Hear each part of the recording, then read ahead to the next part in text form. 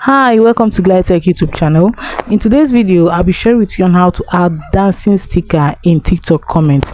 So right here is the home page of my TikTok. The next thing you have to do is to click on the search icon found at the top right corner of your screen. Type in dancing sticker.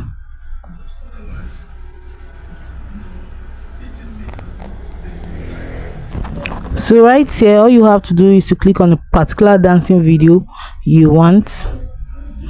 Click on the comment section. So right here you're going to see different dancing sticker. All you have to do, click steadily on the sticker, remove your hands and click on save to favorites. Having done that, the next thing you have to do is to go back.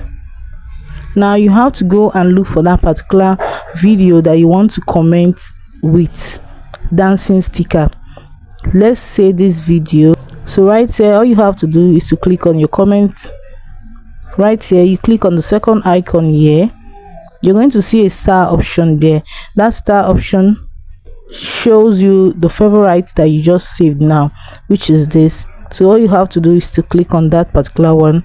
Then now you can add your comments if you have a comment, and you can then click on this arrow, this red arrow here.